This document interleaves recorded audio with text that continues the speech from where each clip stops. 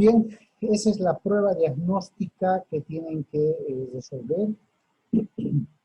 Vamos a optar por el día de hoy la modalidad de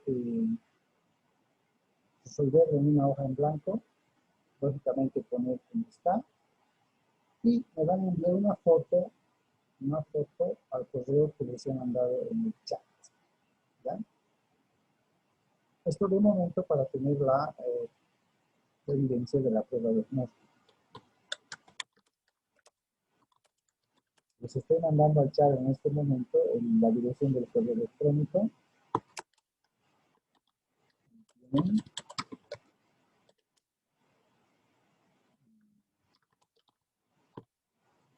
No tengan ningún problema.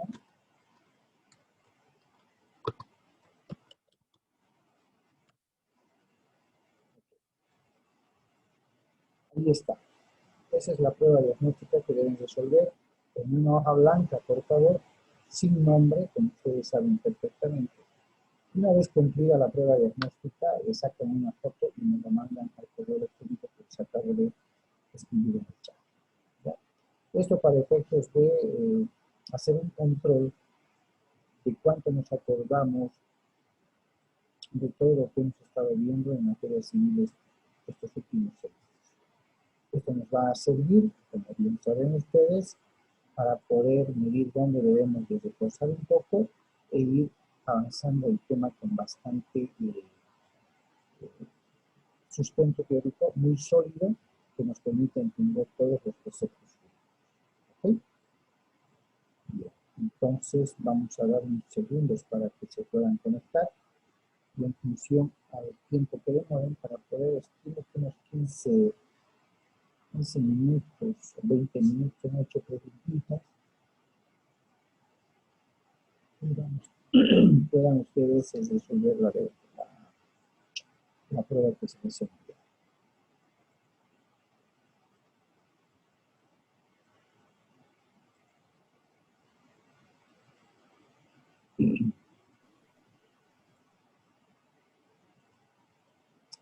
Bien, Saraí, ¿me copias? Sí, doctor. Ya. Entonces, esta es la prueba diagnóstica que por favor les decía hace un momento. En una hoja blanca, ustedes saben que es sin nombre, ponen tal cual está y empiezan a desarrollar, a contestar lo que ustedes sepan, lo que se acuerden. ¿Ya? Son 8 preguntas, estimo que unos 25 minutos para poder resolverla. Y una vez se suelta, me sacan por favor una foto y en el chat les he mandado el correo electrónico al que me lo mando. ¿Ya? Es el correo electrónico con el que trabajamos para recepcionar los trabajos. ¿Listo? ¿Dónde hay que mandar esto, doctor? ¿Perdón? ¿Dónde hay que mandar esto cuando lo terminemos de...? Me lo mandan, le sacan una foto por favor y me lo mandan al correo electrónico que les he enviado mediante el chat. Doctor, yo recién me uní al grupo y no tengo el correo. Recién me mandó el doctor Unzueta Ahorita, los links. ahorita estás conectada al Zoom y hay un chat Sí. al que les he enviado, justo al que me has escrito cuando te hubiera salido. Ahí está. A ver. ¿Sí? Unitrabajos. Unitrabajos77@gmail.com. ¿Lo puedes visualizar? Sí. Mejor me noto, doctor, ¿me puede decir, por favor? Unitrabajos, ¿no? Unitrabajos77@gmail.com. Karina, ¿me estás copiando? Ahí hay que mandarle la foto de esto, Por ¿verdad? favor, Sí, ahora sí, doctor. Listo, daremos doctor. unos 25 minutos para resolver la prueba diagnóstica en una hoja blanca, sin nombre, ustedes saben bien, y una vez que lo concluyan, le sacan una foto y me mandan al correo que les he enviado al chat del Zoom. ¿Listo? Ya, está bien, doctor. Gracias. Perfecto. Mientras en unos 3 minutos copien las preguntas y para amenizar el ambiente de la clase voy a poner también un documental sobre la evolución y el origen de las sucesiones en el derecho romano. ¿Ya? Copien por favor las preguntas, me avisan cuando una vez que hayan terminado Y cuando estén desarrollando voy a poner un documental, sí.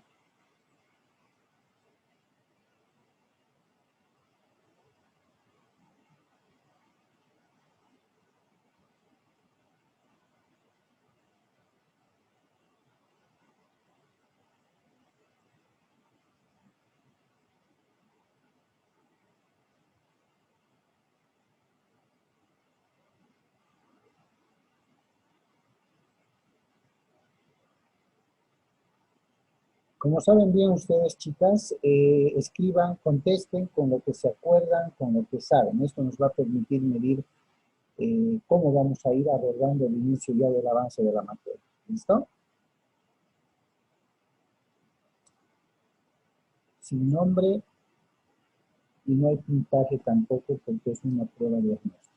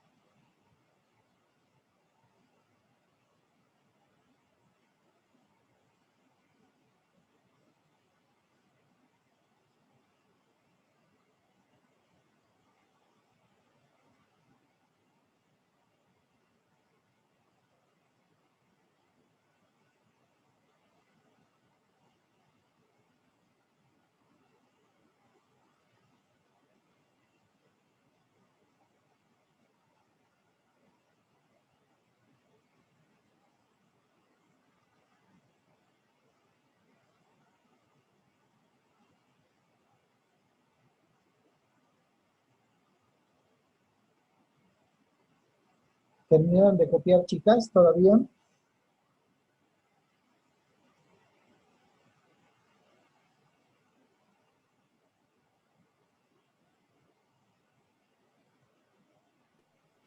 Sí, doctor, ¿su correo cuál es? ¿Puedes visualizarlo en el chat del Zoom, donde estamos conectados? No, no está, doctor. No está. A ver, No, bueno, no veo, no está. a ver. Los mando al grupo de WhatsApp. ¿Ok? Gracias, está bien. Ahí les mando en este momento.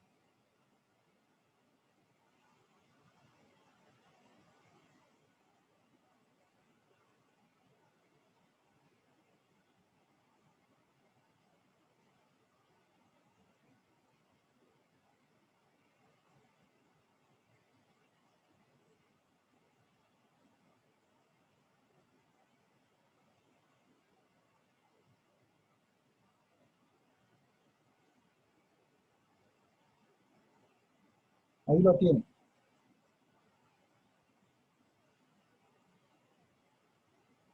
Bien, terminaron de copiar las preguntas, ¿cierto? Sí, doctor, ya terminé. Ya, Ya perfecto. terminamos. Entonces, vayan por favor resolviendo. Voy a dejar de compartir esto y voy a compartir un documentalcito con ustedes para que no se hagan muy monótona la cosa. Voy a silenciar mi micrófono y voy a compartir el audio del documental.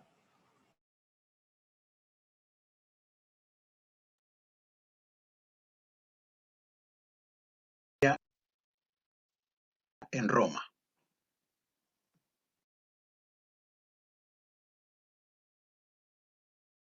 Roma al principio está basada en la comunidad gentilicia y en las tribus que se han conformado. Sin embargo, en la medida que esta sociedad evoluciona, va a tener a la familia como la organización social más importante. ¿Y qué es lo que va a entender Roma por una familia? Para los romanos, una familia va a estar integrada por todas aquellas personas que viven dentro de la casa del pater familias.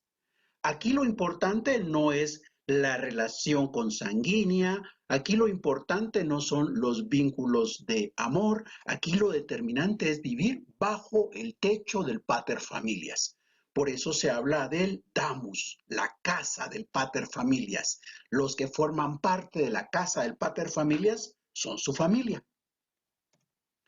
La familia de Roma se caracteriza por ser patriarcal y monogámica. ¿Qué quiere decir que es una familia patriarcal? Quiere decir que la máxima autoridad es ejercida por el pater familias. La esposa del pater familias no está al nivel de él dentro de la estructura de poder. La esposa está al nivel de los hijos. Aquí la única autoridad que se reconoce es la del pater familias. Ahora, ¿por qué es una familia monogámica? Es una familia monogámica porque en Roma se reconoce únicamente el matrimonio con una mujer. Si un pater familias llega a contraer un nuevo matrimonio, se entiende que se ha disuelto el anterior. Por tanto, lo que hay es una monogamia y no una poligamia. Otro elemento más a considerar cuando se da el momento de la celebración del matrimonio es quiénes son los que van a dar el consentimiento para contraer el matrimonio. El consentimiento es dado por los paterfamilias. Si hay un varón o hay una señorita que pertenece a una familia, bueno, pues quien tendrá que manifestar el consentimiento para que se celebre el matrimonio será aquel paterfamilias del que ellos dependen. Un elemento más a considerar es que dentro del derecho romano solamente podían contraer matrimonio las personas que pertenecían a la misma clase social.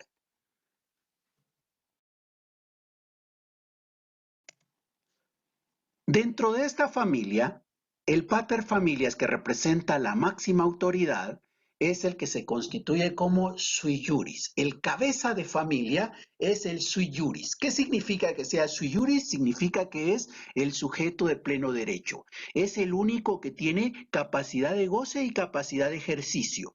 De ahí, todas las personas que están dependiendo de él no van a ser sui juris. A todos los demás se les conoce como alieni juris. ¿Y quiénes son alieni juris? Los que dependen del pater familias, que no van a tener consecuentemente la capacidad de ejercicio. Por ejemplo, hablando de un derecho real, el de la propiedad, el único que puede tener la propiedad es el pater familias, porque él es el sui juris. Los hijos, la esposa y todos los demás que integren la familia, es decir, todos los que viven en esa casa, no podrán tener propiedad. ¿Por qué? Porque no tienen capacidad de ejercicio y por tanto no pueden conseguir la propiedad. Solo el pater familias es el que tiene la facultad, la capacidad de poder ser propietario. Esas son las diferencias entre los integrantes de la familia. Solo el cabeza de familia es sui juris y los demás serán alieni juris.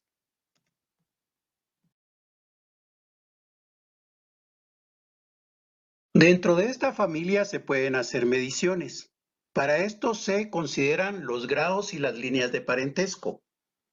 Consideremos, hay un pater familias que ha tenido un hijo. Este hijo ha procreado un nieto y el nieto a un bisnieto. ¿Qué tenemos aquí? Una línea de parentesco.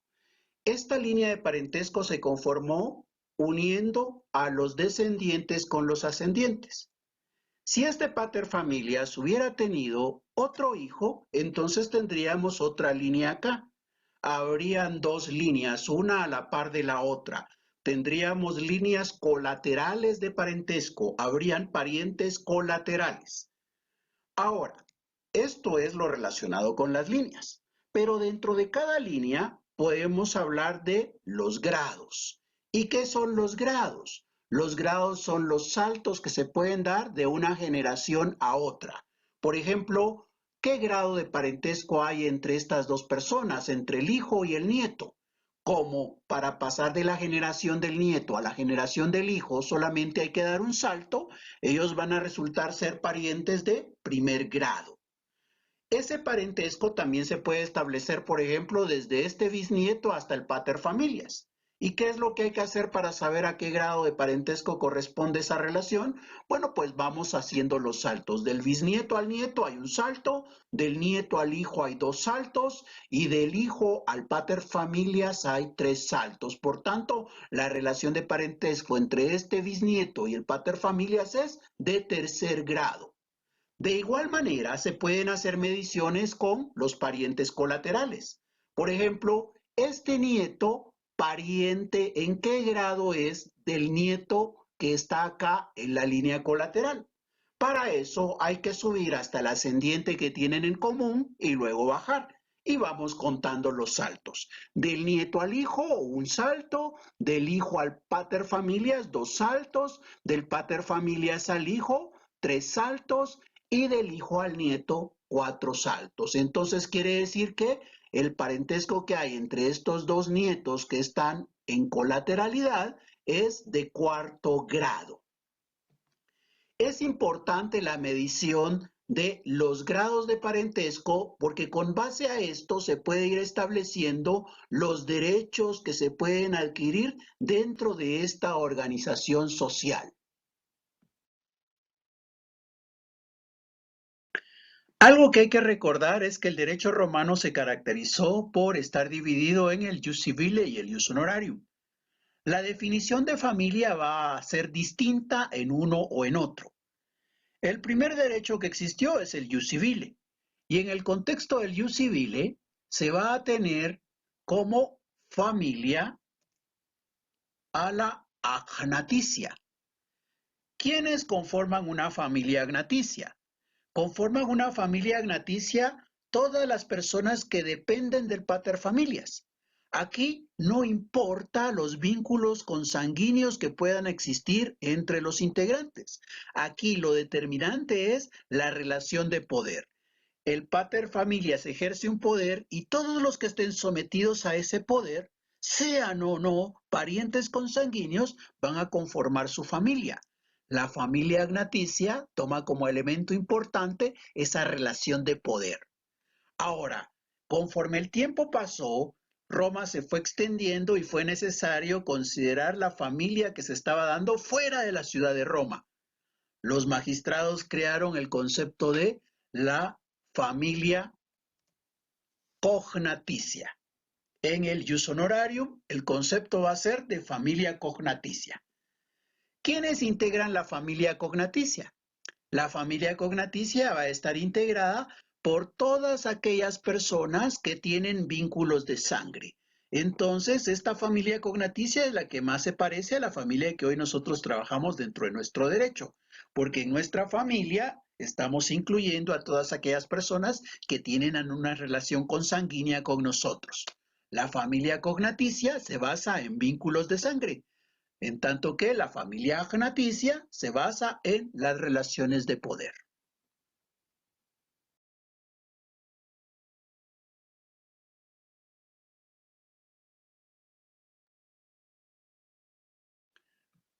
Ahora hablamos de el poder del padre. El paterfamilias tiene un poder sobre todos los que dependen de él, incluso aun cuando no son sus hijos. Ese poder que tiene el paterfamilias sobre todos los que dependen de él se va a conocer como patria potestad. La patria potestad es el poder que tiene el paterfamilias sobre todos los que dependen de él. Ahora, esa patria potestad, ¿qué factores son los que van a determinar que pueda surgir? La patria potestad va a surgir primeramente por el nacimiento. El nacimiento hace nacer el poder del padre sobre aquellos que dependen de él, por ejemplo, sus hijos. Entonces, en el momento en que se da el nacimiento del hijo, nace el poder del padre sobre ese hijo, nace la patria potestad. Obviamente este elemento nos anticipa qué es lo que puede permitir la extinción de la patria potestad. La patria potestad se va a extinguir si ese hijo muere o si el pater familias es el que muere. ¿Qué otras razones hacen que pueda nacer ese poder del padre? Cuando ocurre la adopción, también nace ese poder del padre sobre el hijo que adopta. Cuando ocurre el adrogatio, también nace el poder del padre sobre aquel que se ha sometido a él. El concepto de la adopción y del adrogatio lo vamos a tratar más adelante. También existe ese poder del padre sobre su esposa o sobre las esposas de sus hijos. Entonces, el que se contraiga matrimonio por parte de una señora hace que ella se someta a su esposo y su esposo hace nacer así un poder sobre ella. Ese poder se conocía como patria potestad. ¿Qué es lo que podía hacer que alguien saliera de la patria potestad? Como hemos dicho ya antes, sale alguien de la patria potestad porque ha muerto en su calidad de hijo o porque ha muerto el pater familias. También se extingue la patria potestad si hay un hijo que se separa de la familia para integrarse a alguna actividad religiosa. Se extingue la patria potestad también si hay un hijo que es vendido por su padre durante 3 veces seguidas. ¿Por qué? Porque esto trae como consecuencia la emancipación del hijo. El hijo se ha sometido a la mancipatio como por 3 veces y eso trae como resultado su emancipación. El hijo ha salido del poder del padre.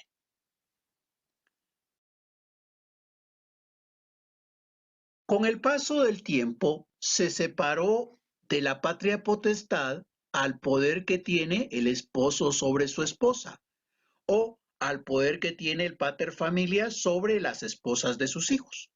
A ese poder se le conoció como manus. Entonces la mujer al contraer matrimonio se sometía al poder de su esposo o al del papá de su esposo.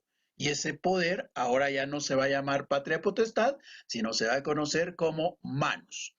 Algunas mujeres contraían matrimonio, pero no se sometían al poder, seguían bajo el poder de su padre biológico.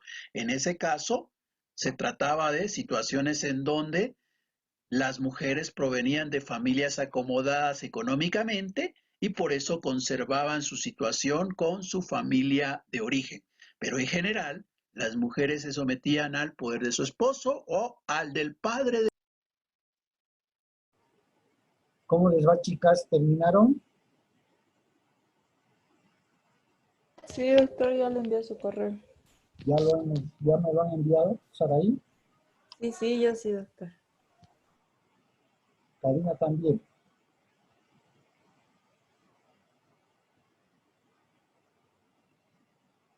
Bien. A ver. Volvamos entonces para ver la prueba de diagnóstico. Es un recordatorio, si ustedes se han dado cuenta de todo lo que se ha avanzado en la materia de derecho civil. Por ejemplo, ¿qué son los bienes? ¿Quién podría contestarme?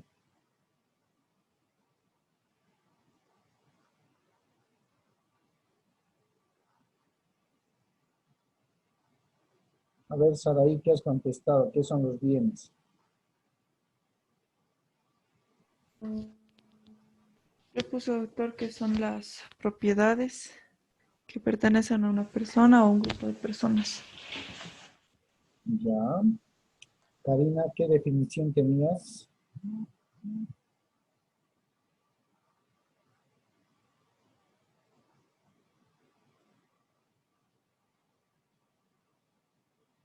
¿Me copiaste, Karina?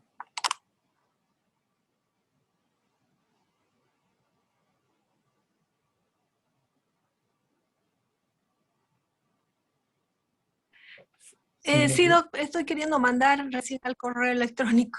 Ay, ay, ay. La pregunta 1, yo he puesto que los bienes son los valores que tienen valor económico para las personas, ¿no? Ya, ya, perfecto. Si se acuerdan, ese fue tema de Derecho Civil 2. La propiedad, un concepto o definición muy importante, al igual que la posesión, ¿cierto? Una de estas dos figuras jurídicas guarda una diferencia con la otra. La propiedad, fuera del uso y del goce, tiene la característica del poder de disposición, ¿cierto? Importantísimo cuando tengamos que ver de qué manera se va a disponer de los bienes del fallecido, que en materia sucesoria lo vamos a conocer como causante, ya como causante, como cuius, así lo reconoce el Código Civil. Después la obligación, me imagino que se han acordado, pues tiene que ver con ese vínculo que existe entre una persona y otra llamada acreedor y deudor, para que se pueda satisfacer y cumplir con una obligación que también se divide en obligaciones de dar, hacer y no hacer. La herencia, término tan comentado en nuestro cotidiano vivir, ¿no? Como decía el documental de introducción, no es lo mismo sucesiones que decía que proceso sucesorio, ¿no? No es lo mismo heredar, decía, que someterse a un proceso de herencia. Como todo está conceptualizado como todo ese conjunto de bienes que una persona tiene mientras vive y que lógicamente se convierte en un acervo hereditario cuando esta persona fallece. ¿Sí? El contrato lo vieron el pasado semestre, es un acuerdo de partes que tiene como finalidad crear, modificar o extinguir una relación jurídica, ¿no? ¿Y cuándo empieza la personalidad y cuándo finaliza? Pues la personalidad, artículo 1 del Código Civil, empieza con el nacimiento y finaliza con la muerte, que no es otra cosa que el cese de los signos vitales de una persona. Me quiero ir a la última pregunta. A ver, Karina, ¿qué entiendes por heredero? ¿Qué es un heredero?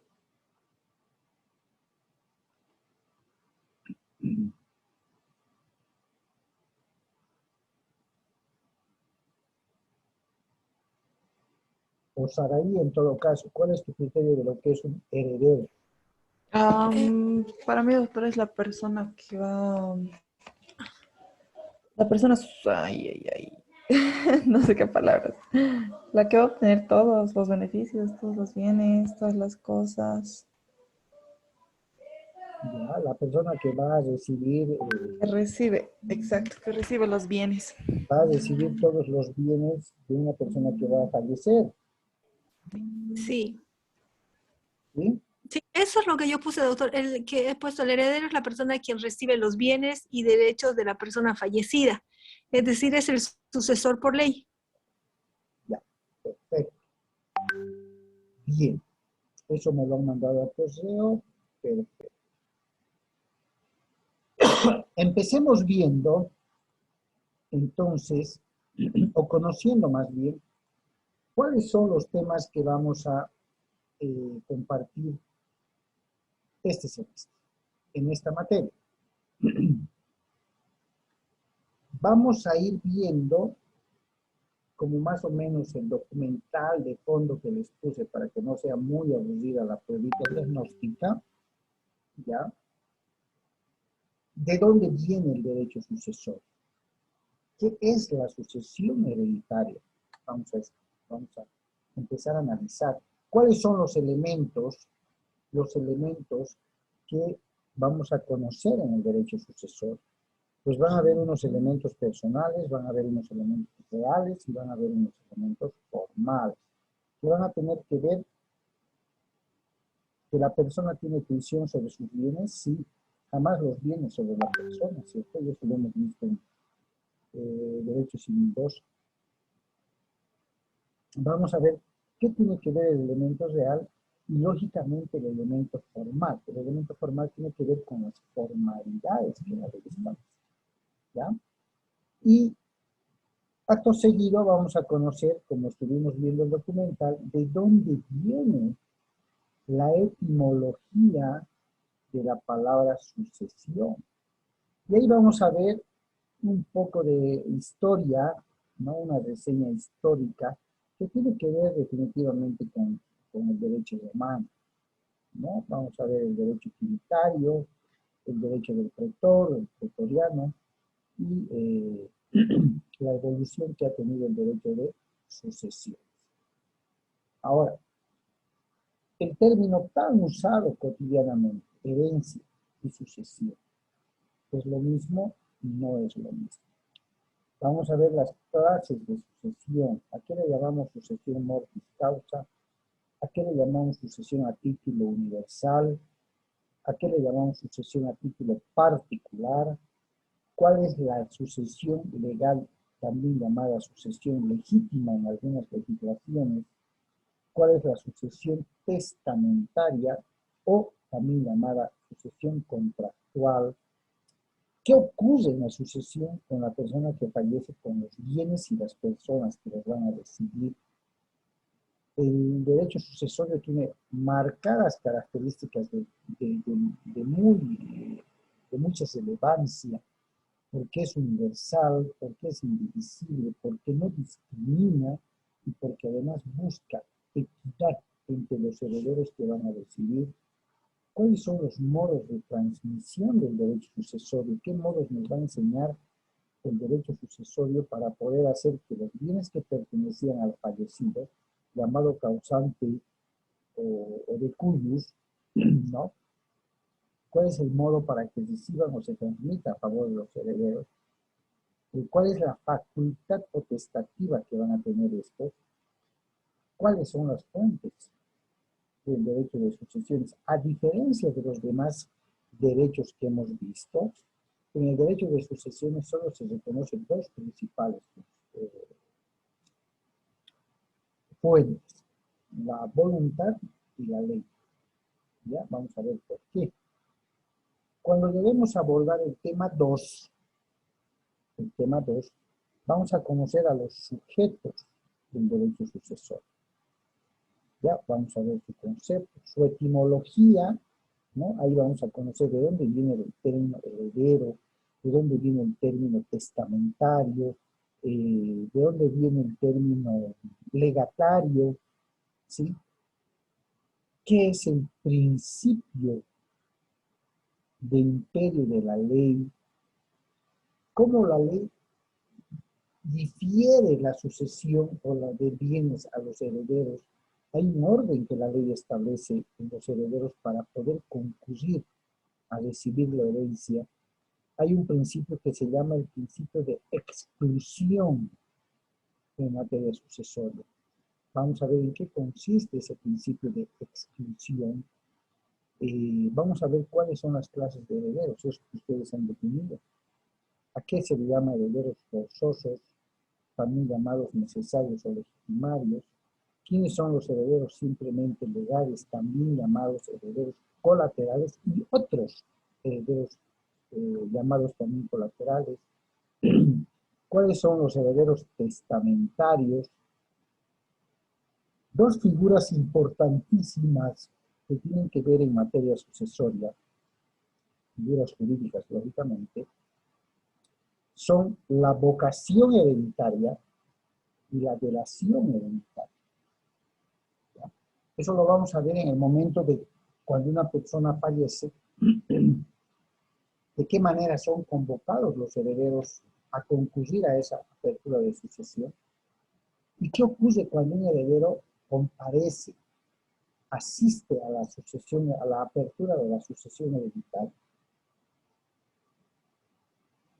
Vamos a ver si es libre de suceder, o sea, de heredar, o es libre de rechazar, o puede poner alguna condición antes de recibir la herencia. La vamos a ver.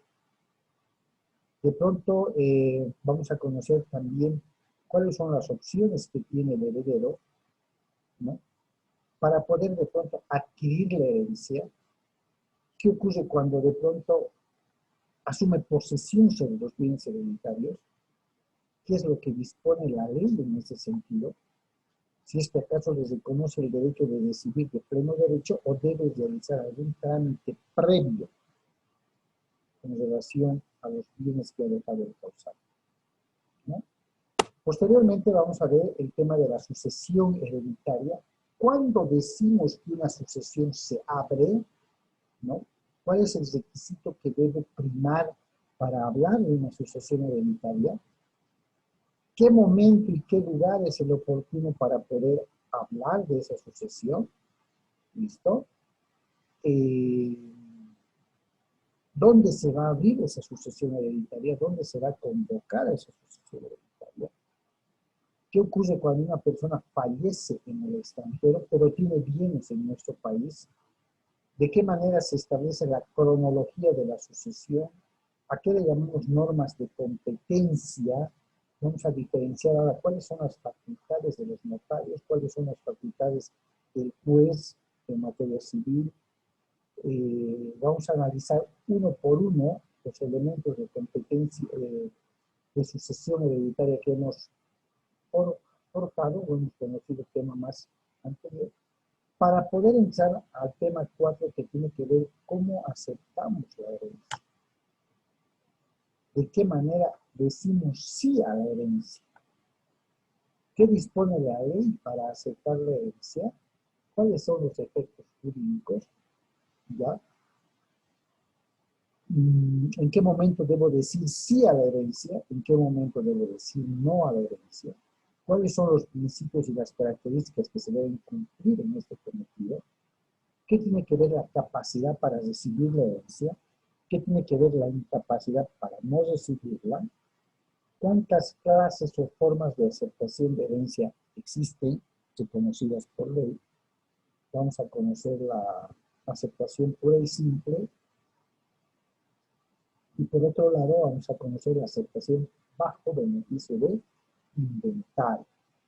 Y lógicamente vamos a ver cuáles son las características de la sucesión, de la aceptación pura y simple, y cuáles son las características de la sucesión bajo beneficio de inventario, ¿no?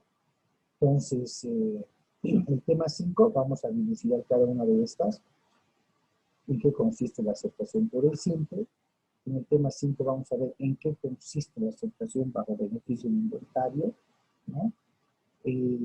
Si puedo aceptar la herencia, también puedo denunciarla, lo vamos a ver en el tema 6. ¿Cuáles son los requisitos válidos para renunciar a la herencia? ¿De qué manera debe denunciarse? ¿Ante qué autoridad debe hacerse esta renuncia de herencia? Y todos los demás pormenores que tengan que ver con qué ocurre si son 4 herederos, uno renuncia, se divide entre 4, se divide entre los restantes o alguien asume su parte. En esta figura vamos a ver el acrecimiento, vamos a ver la reducción también en caso de que sea necesario, la sustitución de la herencia y cuál es la manera de perder el derecho a renunciar. Ya entrando a lo que es la figura de la otra sucesión legal, vamos a ver la legítima, con todas las características que esta conlleva, ya con todo.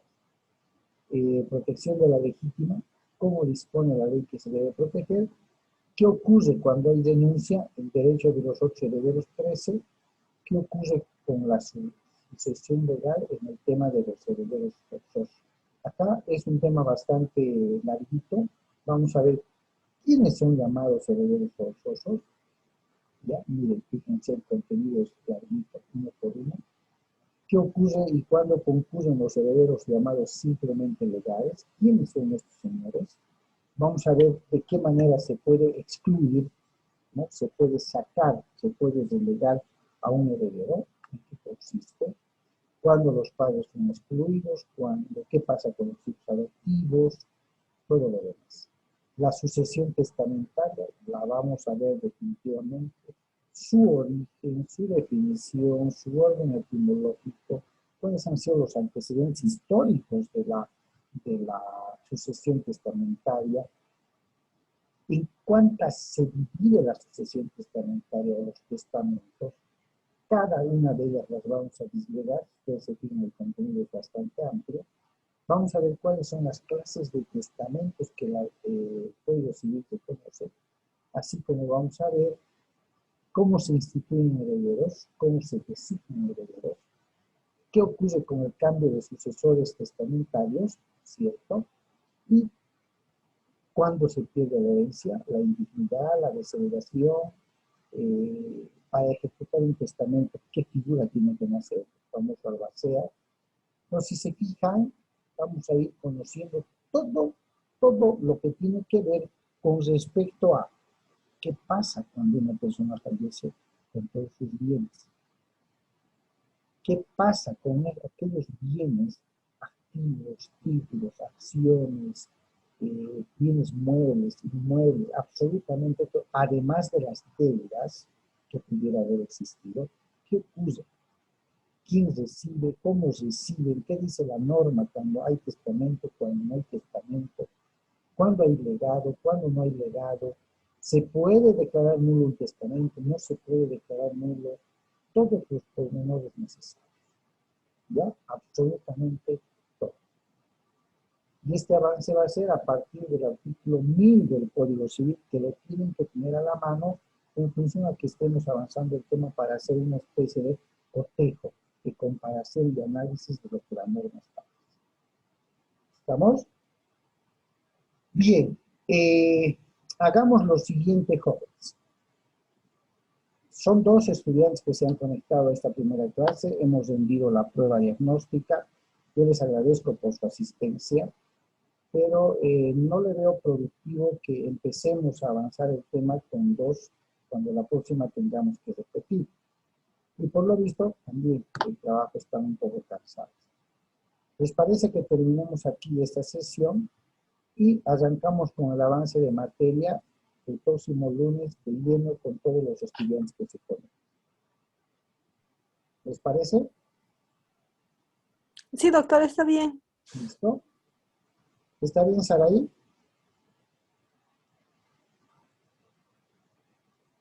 Creo que Saraí se nos ha dormido.